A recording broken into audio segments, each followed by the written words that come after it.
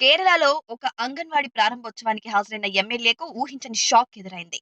కన్నూరు జిల్లా కుతుపరంబు నియోజకవర్గం MLA KP Mohanan స్థానిక సమస్యలను పట్టించుకోలేదన్న ఆరోపణలతో ప్రజల ఆగ్రహానికి గురయ్యారు. ఆయన చొక్కా పట్టుకొని అడ్డుకోవడంతో అక్కడ ఉద్రిక్తత వాతావరణం నెలకొంది. ఈ ఘటనకు సంబంధించిన వీడియోలు ప్రస్తుతం సోషల్ మీడియాలో వైరల్ అవుతున్నాయి. ప్రజలు ముఖ్యంగా డయాలసిస్ కేంద్రం నుంచి వెలువడుతున్న వ్యర్థాలను శుద్ధి చేయాలని తీవ్రంగా స్పందించారు.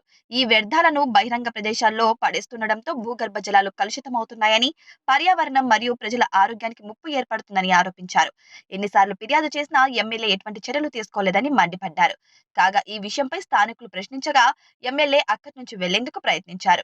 కానీ కొందరు ఆయన చొక్కా పట్టుకొని అడ్డుకోవడంతో పరిస్థితి ఉధృతంగా మారింది. వెంటనే పోలీసులు జోక్యం చేసుకుని ప్రజలను శాంతింపచేశారు.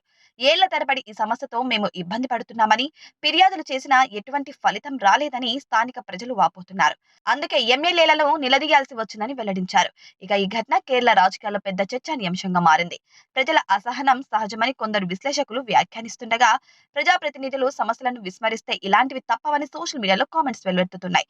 మరి ఈ వీడియో చూసాక మీకేమనిపించిందో కామెంట్ బాక్స్ లో కామెంట్ చేయండి.